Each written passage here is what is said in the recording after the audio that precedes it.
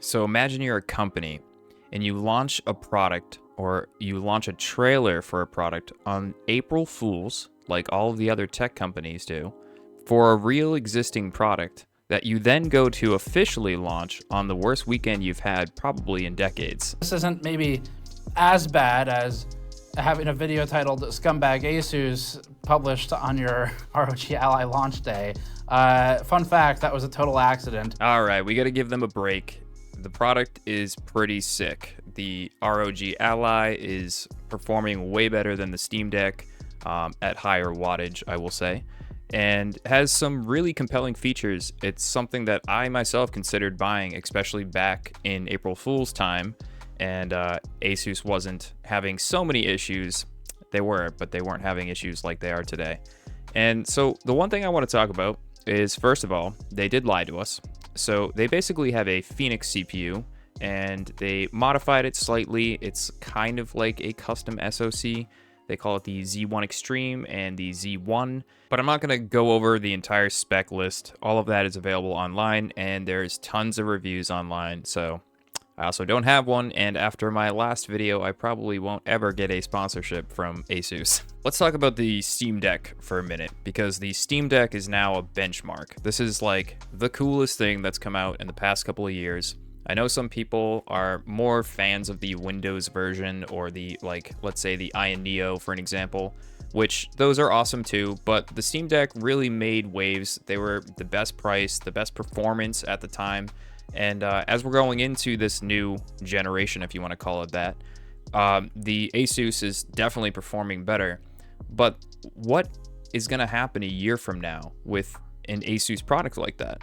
And the reason I bring that up is that they have been updating the Steam Deck literally every month for almost a year now. And I can imagine that they're going to continue doing that throughout its life, even into the Steam Deck 2's life. I obviously can't say that definitively, but the way Valve is supporting their consumer and how they're really just treating their device is really important. One of the reasons I bring up the support aspect of this whole thing in the ROG Ally is that I've had quite a few Asus high-end laptops before. And the one thing I've noticed is that they put out very, very little updates after you've purchased a laptop. You might get like a couple BIOS updates, a couple firmware updates, maybe like drivers for Realtek audio. But look at this here. This is a ROG Scar. This is, I believe, a 2020 model. The latest version of the BIOS is 2021. So they gave you 1 year of support. Here's another one. This is a 2022 model. Seems like they gave you one extra BIOS here. You have one from 2023 early on.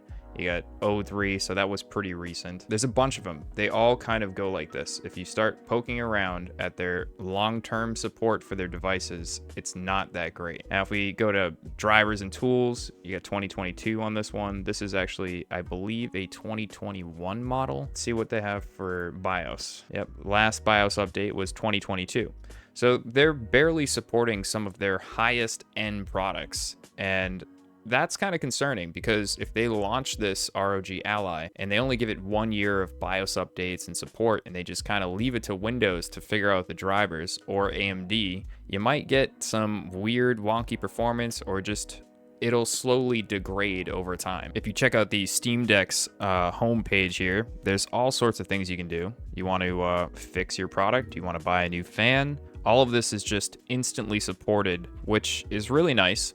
And there is a chance that iFixit will work with Asus. And this is a good opportunity for them to kind of come out as a good guy and offer rights of repair for that thing if they're going to, you know, support it long term. There's just a lot of things. You need to re-download your OS. You can find it here. Troubleshooting, customer support is like top notch. They will, if your device dies, they'll just send you a new one. Steam Deck is literally bar right now. So real quick, I want to show you guys a few of the comments that you left on my last video, which, by the way, I appreciate all of you who commented. I tried to get to everyone. It was just getting a little crazy, but I did start to see a pattern of people having a lot of issues. And not only did I see people talking about their laptops dying, right here is an example, but this one here was actually kind of concerning. The Asus ROG Phone 5 were dying left and right, so Asus nerfed the hell out of the phone, and it was the only one using the 4 slowest cores mostly. I don't know exactly if this is true. I've never looked into this, but essentially this guy is saying that the performance got cut by 20%, so you have 80% performance. I had to change the thermal paste in this phone with high quality paste to get the thermals under control. Now, these phones are like $1,000 devices. So if they're not supporting it long term, I actually wrote down here too that that was the first time I heard about that.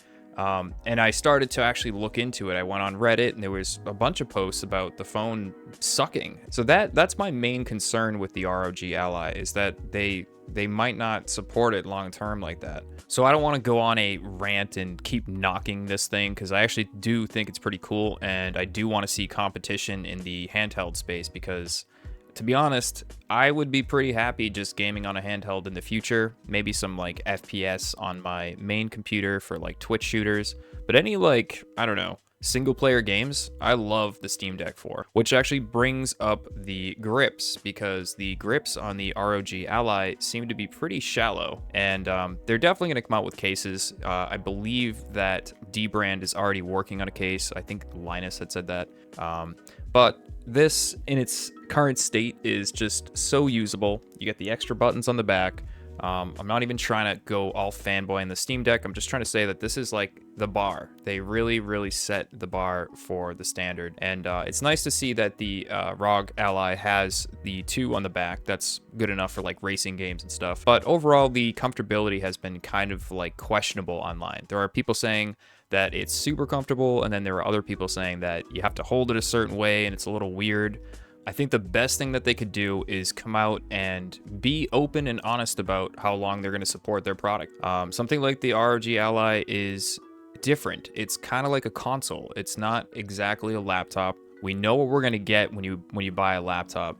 You get 1 year of support, which just is still crazy to me. And but you want to see them support their product. You want them to have faith in their own product. So I actually didn't see this, but this is actually a pretty good start to the ROG Ally repair. iFixit has it listed. They don't have any parts yet, whereas like the Steam Deck had parts right out of the gate. But I don't want to compare the two too close. Hopefully Asus will start giving parts to them so that you can update it, upgrade it, or fix it in the long term. That's gonna do it on the Asus ROG Ally. I do want to mention this whole entire AMD thing real quick with the motherboards.